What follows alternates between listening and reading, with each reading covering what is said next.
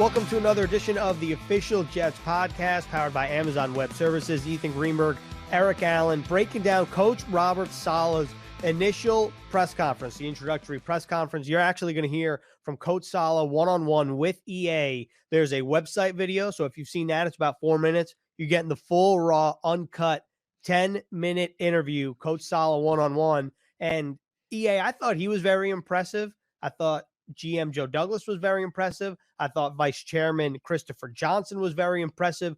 But, you know, if I were to ask you, what are your initial takeaways from the press conference? And if you were, you know, let's just say you were meeting a buddy and someone missed the press conference and they're like, what do I need to know? What do you think of them? What would you say? So in the good old days, we'd be able to go to a local watering hole and pull up a stool. And I would have came away from that press conference and said, "Hey, Joe, all gas and no break." And that's the philosophy here at One Jets Drive. Robert Saleh was very impactful. I thought he's measured with his words, calculating. He is a motivator, like we've talked about multiple times in the past. But for him, it's all about getting better every day. And the other key word, I thought, if we were at that watering hole, my next sip would be about investment. He wants to invest in the players so that the players in turn invest in the coaching staff and in the organization. And when that happens, something special occurs. And that's why the New York Jets brought him here. I think it's clear that this guy has a special ability to communicate, relate to people, and get the best out of them. Yeah, I agree with that. I have to know, when are the all gas, no brakes t-shirts coming out? Because that, not only will we be wearing them, but I feel like that is a hot commodity if and when that does drop. Yeah, it's got to happen relatively soon, and I'll contact our buddy Chris Pierce in Commerce and see if he's started to work on those shirts. But I love it. I mean, who wouldn't like that? That whole mindset of, hey, make yourself better today. When you go to bed at night, are you better than you were yesterday? Because this is a process. Jets went 2-14 last year. They haven't been in the playoffs in 10 years.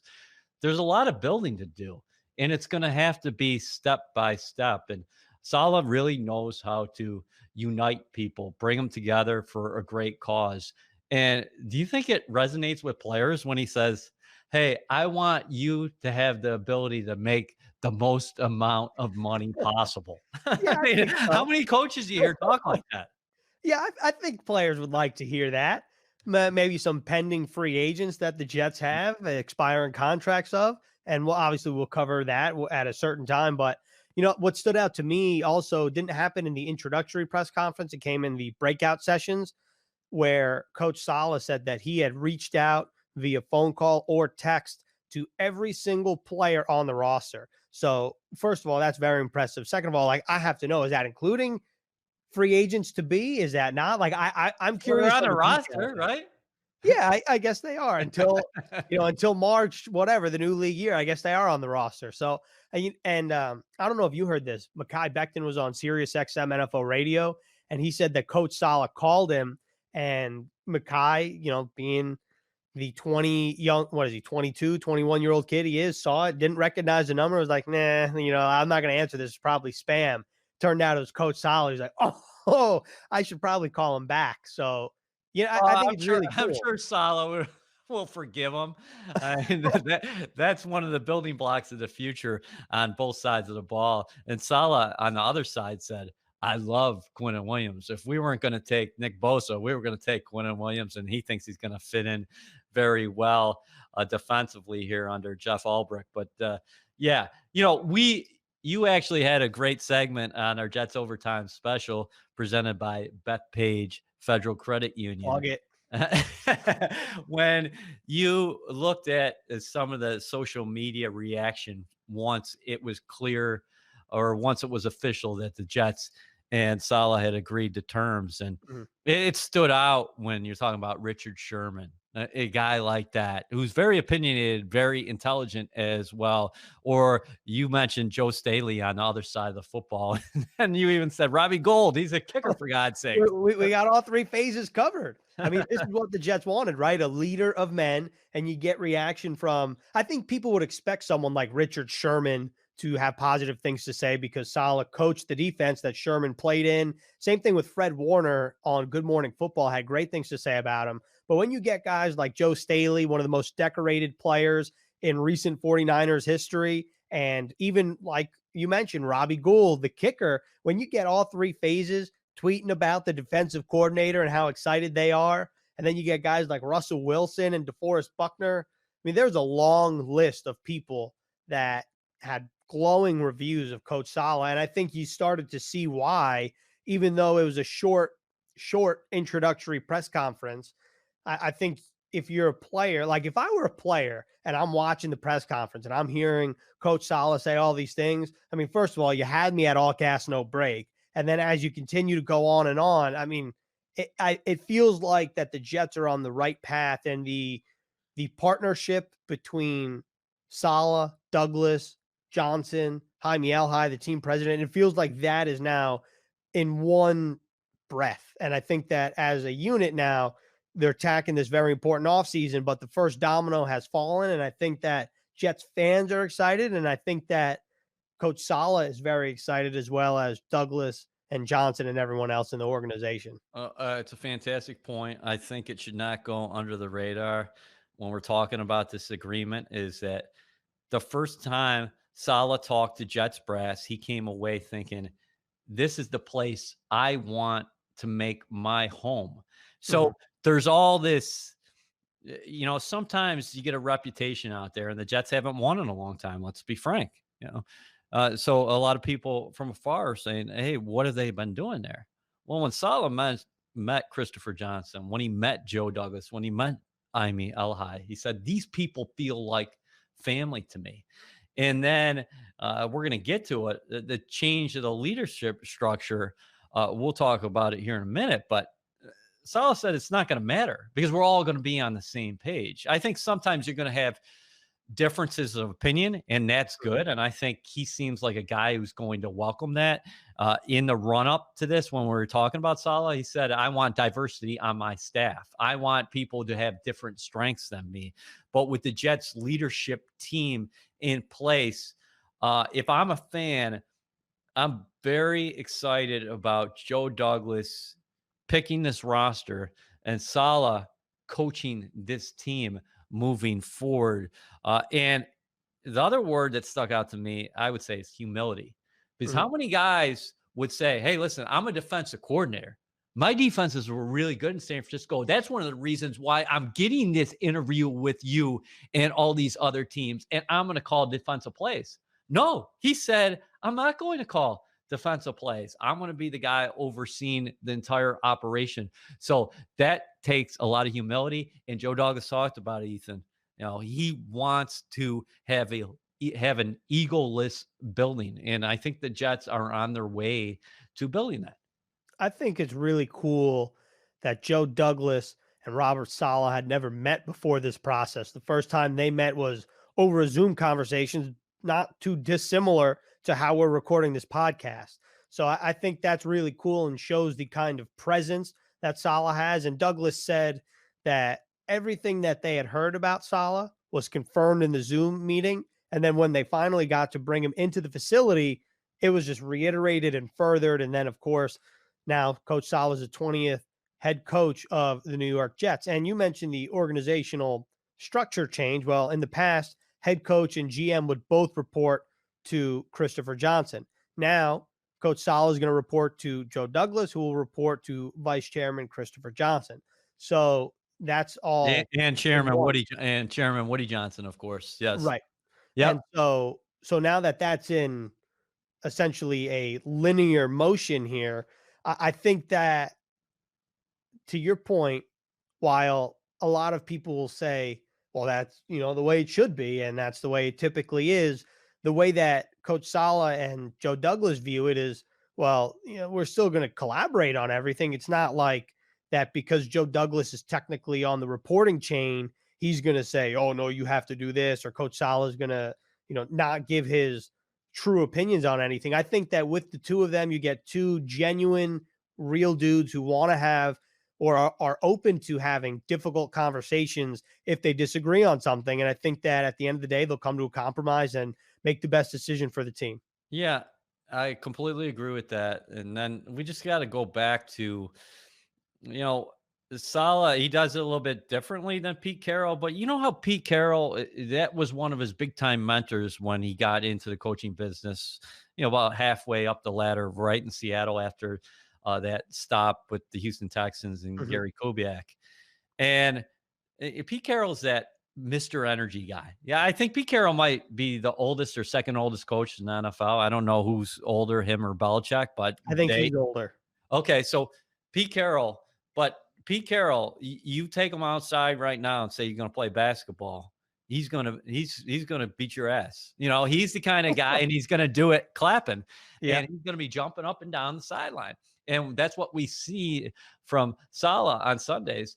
But he's also very calculated, and he's a great teacher. And I think the guys really are drawn to him, and he has a presence. You were there at one Jets drive. Didn't you feel a little bit of an aura? He's a big guy. Mhm. Uh, like you said, a dude who used to play college football, was a tight end at Northern Michigan.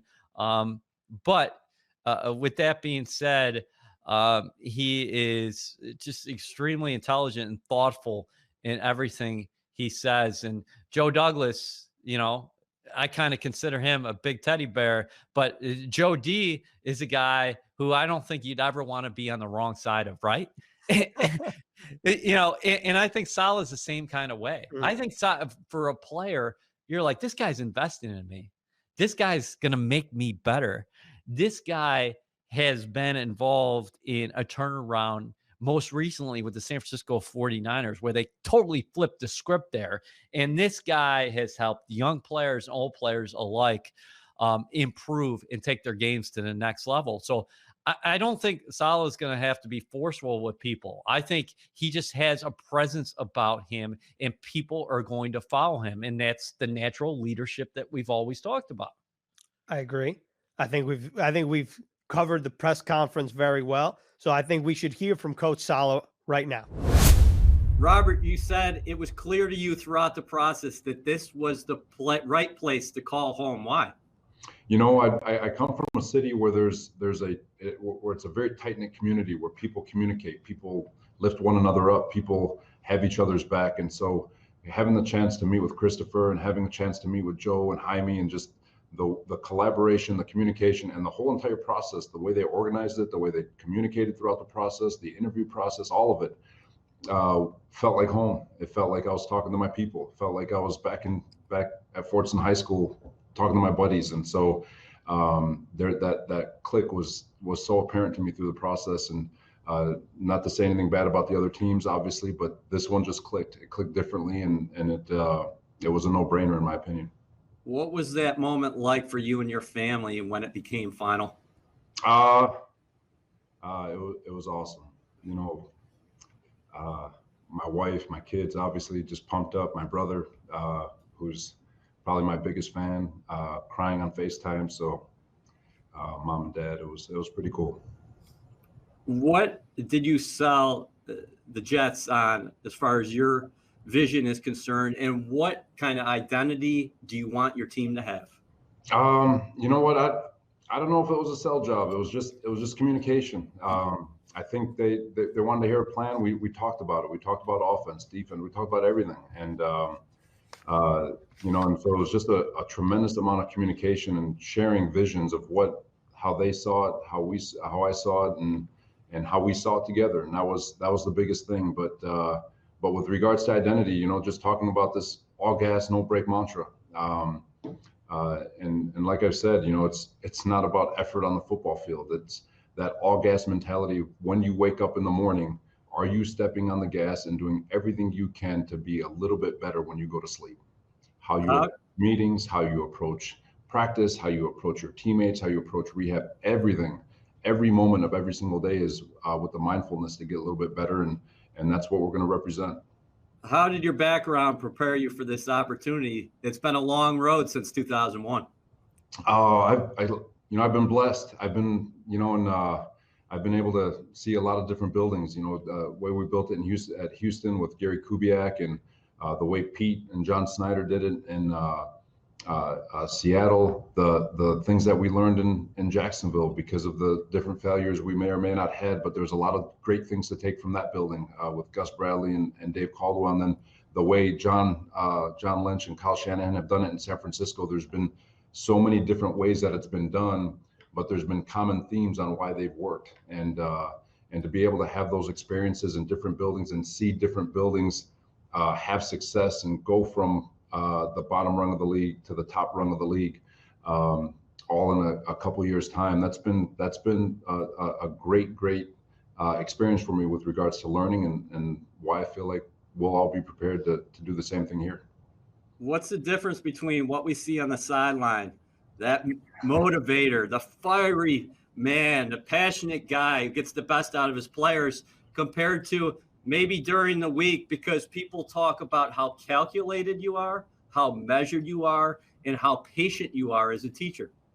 You know what? There's an investment that takes place. I'll equate it to the communication a parent has with their child in terms of the amount of work that's put in to when you might see your child ride a bike for the first time, and the emotion and the jubilation because you just invested so much time in your child to ride that bike, and then they ride it, and that feeling you get amplifies. And so the amount of work and the investment that players, coaches, the organization put into one another as we go through the week to get things exactly the way we all want it to be, through tremendous communication throughout the week. So when it does get to that moment on Sunday, and you've talked about it, you've repped it, you've practiced it, you've gone back and watched it again, and then it happens.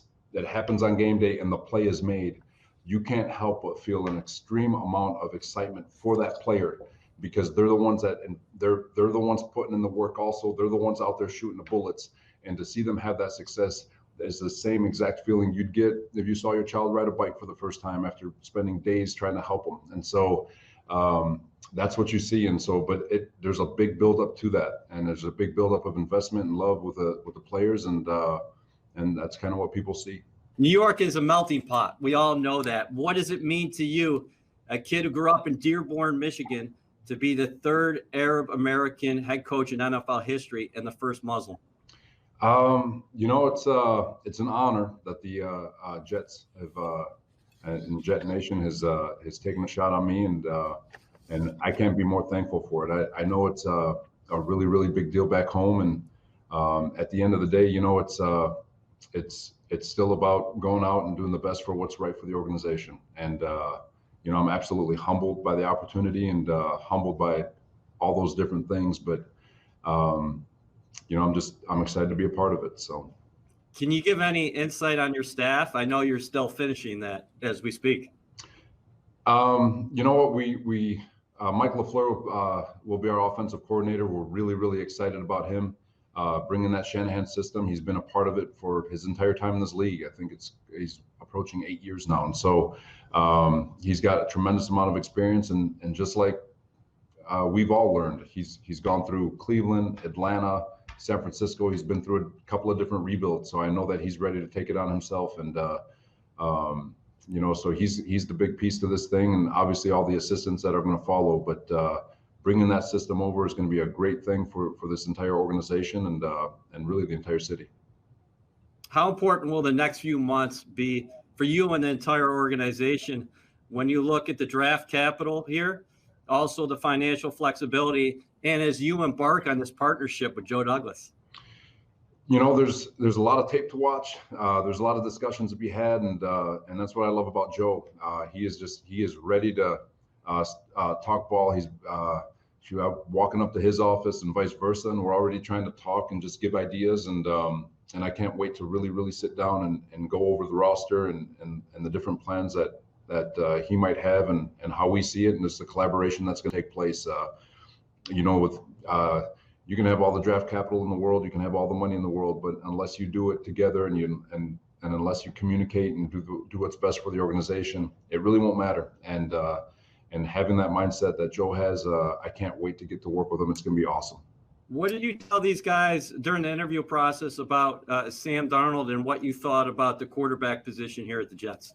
Sam's been he was the third pick for a reason. He's extremely talented. I can only speak for when we game planned against him way back earlier in the season, and you see a young man that's got tremendous arm talent. He's a natural thrower. He's fearless in the pocket. He's got great mobility. He's smart, and so I have an appreciation for his game. And there's a lot of things that we're going to talk about moving forward, and between Joe's staff and us, and having all the necessary conversations that need to take place. But I have a lot of respect for Sam. I know he's well loved in this locker room, and his talent's still there. You could still see why he was the third pick in the draft.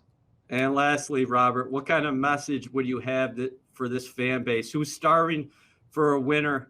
I know the Jets have not made the playoffs in 10 seasons, but you said success has no shortcuts. The one thing you're going to see, there's this old saying, like in this profession, people are motivated. They're motivated to get up. They're motivated to get up. They're motivated to come to work. They're motivated to go out on the football field, and they're motivated to watch tape. Everyone's motivated to do their job, but I really think you're going to see a team that's inspired. It's going to be a different level of motivation. There's going to be an inspiration that's built within this organization, and from coaches to players, all the way from top down, there's going to be a little different level of inspiration with regards to doing more than what you thought you were capable of. And I can't wait to get started. I know the coaching staff is chomping at the bit. I know Joe and his staff is chomping at the bit, and I know the players are excited. And so together, we're excited to get this thing going, because together we're going to go as far as we possibly can. Great stuff from Coach Saleh, and I think it's only fitting that we now turn the page as to what's this team going to look like now. You mentioned he's not calling defensive plays. That's Jeff Ulbrich. Most recently, the interim DC when Raheem Morris, or the interim DC of the Falcons. I should probably say what team. That's pretty important. Dan Quinn got let go. Raheem Morris went from defensive coordinator to interim head coach, and Jeff Ulbrich became the interim defensive coordinator. So he's the play caller. And I think the important thing schematically here is that Coach Saleh did say that the Jets would primarily run what they did in San Francisco, which was having a 4-down front. So how do you think that changes the landscape of the personnel that the Jets have or might be looking for in free agency or the draft? Well, it's interesting because number one is the way offense is played in the National Football League. You're in nickel predominantly all the time anyway, right? But the 4-3 that we became familiar with watching the San Francisco 49ers was that wide ninth. And I think, ultimately we're going to have to see this play out, but it changes from the sense of, I think if you watch the way the 49ers were built, watch the way the Jacksonville Jaguars were built when Gus Bradley was there, the way Seattle played it, I think you need some speed rushers on the outside, right? And I think also the volume of defensive linemen is going to increase. I think you're going to need a lot of bodies up front along that defensive line. And I also think that, reiterating what Saleh said, they're looking for speed at all positions. And when you think about, this is one of my first thoughts. When you think about the style of cornerback that Seattle had, or even San Francisco, you're talking about tall, lanky guys, kind of like Richard Sherman. Well, the Jets have a guy like that in Bryce Hall, who he's tall and lanky. Bless Austin's similar. So, I wonder if this system will suit them well. And I think that it's been a while that the Jets have, I know, like you said, a lot of defenses run nickel predominantly throughout the course of the game, and you mix up 4-3, 3-4 looks, but the Jets are going to need to get fast, right? And I think that's kind of what the scouting process is going to look like in terms of defense. If you have like a menu, that's how Daniel Jeremiah calls it, before the coaching staff gives the personnel a menu of traits and stuff. So I think the Jets on defense are going to look to get faster. And when you have 3 linebackers, obviously you have the Mike, but then typically, correct me if I'm wrong, the 2 outside guys are are speed guys, aren't they typically? Yeah, I mean, yes. Listen, I think fast is you're looking for that in a physical skill set, but I also think it's a mindset with Right. the way Saleh and Ulbrich coach defense, meaning they're not going to complicate these guys. They want them moving to the football, playing aggressive, playing violent football within the rules, and just not thinking too much, getting to the football. So you're right about the speed, physical skill set, especially on the outside with those ends. And I'm glad you brought up Bryce Hall because he's a guy who was so active at the University of Virginia a couple of years ago, led the NCAA in pass defenses. We talked about that. We saw him pick up his first career interception against the LA Rams. He showed some things down the stretch. Yeah, he might be a guy who really benefits from playing in a new system. But yeah, 4-3, what you saw from the 49ers, yeah, they were really talented up front, but they were decimated by injuries this year and they still responded and Mhm. they got to the football. And some of that is physical, but a lot of that too is mental. It's the way it's coached up and they keeping it as simple as possible and just getting the guys to go out there and react and set the tone. I agree. Now let's switch to the offensive side of the ball. Mike LaFleur, younger brother of Packers head coach Matt LaFleur, is the offensive coordinator, and he's been with Kyle Shanahan, the 49ers head coach, since I believe he entered the league in Cleveland. That was a short stint for both of them in Cleveland. They both go to Atlanta. Matt Ryan becomes the league MVP. They go to the Super Bowl. They lose. Then Kyle Shanahan goes to San Francisco. Mike LaFleur goes there, becomes passing game coordinator, and then that offense became a Super Bowl offense again. And with Mike LaFleur, I think the biggest difference, or not the biggest difference, I think one of the staple principles that Coach Saleh mentioned and that you've seen if you watch the 49ers is pre-snap movement and how they want to mirror the run and pass game, meaning if they want the run to look the same as the pass, which keeps the defense on its toes. So I think that's really what the Jets are going to do. And personnel wise, I mean, we'll see that the Jets have some players. I think Mekhi Becton's going to love being in this offense, especially with the all gas, no break mentality. The big ticket is flooring it in Florham Park. So LaFleur's the offensive coordinator. He'll be calling plays, but John Benton is actually going to be the run game coordinator. So you're splitting up the responsibilities there. And, very good point by you again by talking about LaFleur's background. It's not like he was just in San Francisco. He's been with Shanahan for 7-8 years now. Mm-hmm. So this is a guy who's been groomed for this job. And this offense has been very successful wherever it's been, going back to the days of Pop Shanahan, Mike Shanahan, and Kyle Shanahan has done some tremendous stuff. So you have to look at LaFleur too and say, hey, what did the 49ers do with Jimmy Garoppolo a couple of years ago when he was healthy? Well, he played damn good football, and they played with the physical mindset offensively. I love it because, a lot of people sometimes they think, oh, well, you're doing a lot of shifts and motions and you're trying to be pretty, but you mentioned it.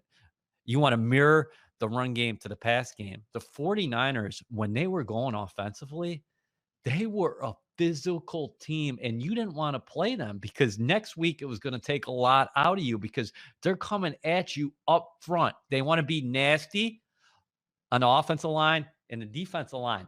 Who does that sound like? Sounds like Joe Douglas. So we get back to this partnership. This is why this partnership makes a lot of sense. Joe Douglas has always emphasized, hey, I want to dictate the tone at the line of scrimmage. Well, that's what we saw from Saleh defensively. And then we see what the 49ers in Atlanta were able to do. I know a lot of people are looking at Matt Ryan, and rightfully so. It's a passing league, but still there's a place for running the football and pounding away at teams. The 49ers in their Super Bowl run, I mean, they were top 3 in the NFL in rushing yards per game, and they had that whole quartet of players between Mostert, Coleman, McKinnon, I think was out. I mean, there was a a committee back there. And, we'll see what happens personnel wise. Like we said, the Jets have a lot of cap room, a lot of draft capital. So there's a lot of time to fill the roster here.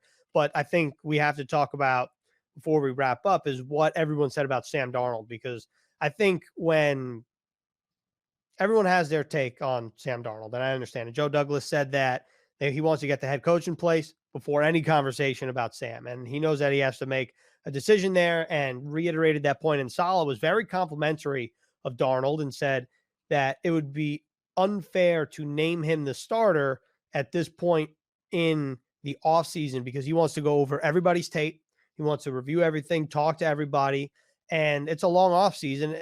But I will say that this offense that the Jets are implementing does seem like it suits Sam Darnold's strengths of throwing on the run, moving, and eye deception, and being able to use your legs, maybe not necessarily take off and run, but to stretch the field horizontally. Listen, Saleh said the quote on Sam Darnold: fearless in the pocket, natural throwing motion. He's mobile. He's extremely intelligent, tough as nails. Reputation in the locker room is unquestioned. He didn't have to go out of his way to talk about him that way, but he just wasn't throwing flowers Sam Darnold's way just for the heck of it. He really respects him as a player. And Joe Douglas really respects Sam Darnold as a player. But you do have to go through the proper evaluation, not only just at the quarterback position, but every position on your team. And let's face it, the real landscape right now is the Jets do have options because of the draft capital, because of the financial flexibility. So they do have options with the roster. But I think both of these guys, if you listen to them, they think that Sam Darnold is going to be a successful player in the National Football League. Yeah, I agree with that. And I think that's how we close out this episode of the Official Jets podcast, powered by Amazon Web Services. We'll be back next week to break down whatever we want to break down. I don't know what it's going to be. Probably a little Senior Bowl action, because the Senior Bowl it's Monday, January 25th. I mean, the game is this upcoming Saturday. The practices are this week. So we'll probably have a little Senior Bowl breakdown on the Official Jets pod.